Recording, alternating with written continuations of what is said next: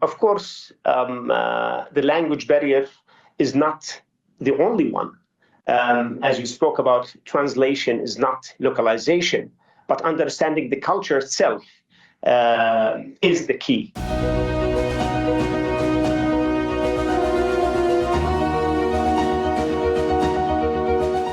Thank you very much, guys. Your Excellencies, honorable guests, thank you for the opportunity. Maybe I just should say Haji Mashte and Urushiku Unegashimasu. I try to learn these, out of courtesy and respect to the Japanese culture. I come from I was very excited actually when I first read the subject of the webinar, because I grew up, as Mr. Hussam said, on watching Japanese cartoons. And actually, I learned a lot about technology, robots, spaceships from Japanese cartoons. It kind of ignited some deep love to innovation that we have. After all, our ancestors contributed to the advancement of technology in the world about 1,000 years ago. So we all already had this passion towards technology. I'm going to speak about Globitel. And many don't know actually that Jordan started, software development back in the 80s of the past century. And it thrived in the 90s where, Globitel was one of these companies. It was established by 1996. And now we have, the headquarters in Amman, but we have another headquarters in Saudi Arabia and sales offices in Egypt and United Arab Emirates. We are a small company, compared. We have 160 team members, but we managed to graduate, I could say, about 400 talents who were, headhunted by international companies like Microsoft, Google, Ericsson, and many more, simply because they saw the capabilities of Jordanian youth. And again, it is not something new. We managed through 30 years to serve more than 2,600 organizations distributed among 30 countries in 4 continents. And we're serving more than 560 million end customers in the world. Every day, our solutions serve like 1.2 billion transactions in different areas. And when I speak about, so this is just a glimpse of the mobile operators and customers that we are working on with, because we don't only serve mobile operators, we also serve organizations and establishments, governmental and private sector establishment. Now, when we say, as you can see, more than 70% of our staff are, developers and support engineers, because we develop our own solutions. And when I speak about solutions, it is not any simple solution. Actually, we are speaking about carrier-grade solutions, 5 nines reliability, compliance to international standards. We are speaking about sophisticated telecom solutions and sophisticated customer experience solutions. We've been into the AI and digital era since about 10 years now. We developed the first, I'd like to say, Arabic developed a speech analytics engine that helped contact centers do up to 90% accuracy in Arabic translation. And this is the strength of Globitel being a Jordanian company in the center of the Arabic world, managing to serve the region, understanding the different cultures within the Arab world, and serving the different needs of local customers who are kind of demanding, who are kind of eager and hungry to adopt new technologies. So this gave Globitel and actually other Jordanian companies, a strength in helping international vendors into establishing a footprint within the region. This because as we look to partnerships, as we build partnerships, there is a kind of a cultural aspect to these partnerships. And actually, I've been, studying the Japanese way of doing business. I was amazed how much similarities in terms of business cultures we have between Jordan and Japan.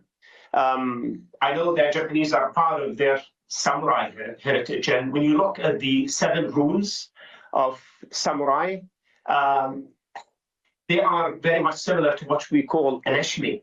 I'm not sure if I think our Japanese colleagues who live in Jordan know the actual meaning of an eshmi, and this builds and this reflects on the business culture, how we do business in Jordan.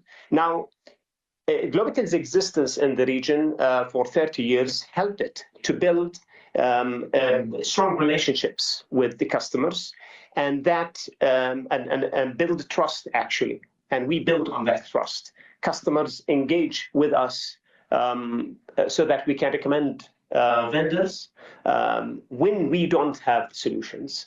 So this kind of a trust that, okay, if you don't have the solution, we want it from another one, but through you, simply because we managed to help international vendors in, complementing their solutions, strengthen their offerings to local customers within the region that we are serving.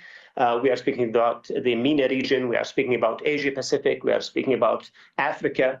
And because of our strong support team, we also provide our professional services in order to do implementation locally within the region, and provide the 24/7 support services for customers, on other vendors' systems. So what is it? What's in it for our partners? Initially, the trusted market access. As I mentioned, the relationship that Globitel built with its customers on a string based on trust enables Globitel to go to any customer within the region and offer or pitch solutions. Because even we're very, let's say, careful in selecting our partnerships. We work with the vendors who understand the culture, understand our way of doing business, and we don't want to disturb this trust that we built over the 30 years. Of course, the language barrier is not the only one. As you spoke about, translation is not localization, but understanding the culture itself is the key. And a lot of customizations that we do on solutions come from the culture that we have here. This is something that we discovered international vendors don't quite understand as much as we do because we come from the region. And again, lowering the implementation cost because we provide the implementation and the support, the local support on behalf of our international partners. Now, just to end the slide, because how we do it and why we succeeded as a Jordanian company in providing, as I said, carrier-grade, telco-grade solutions, and building strong partnerships with international vendors. And this is, again, rooted within our culture as Jordanians. We build trust before building solutions. We believe in connections on a personal level. And I mean that in the positive way, because after all, we're people, and we understand that this is how our culture in the Arabic world works, and even in Asia. We saw a lot of similarities between how we connect as people, and it helps breaking the ice. I do understand that this is also the way Japanese start their business. They prefer to go into personal levels before going into professional connections.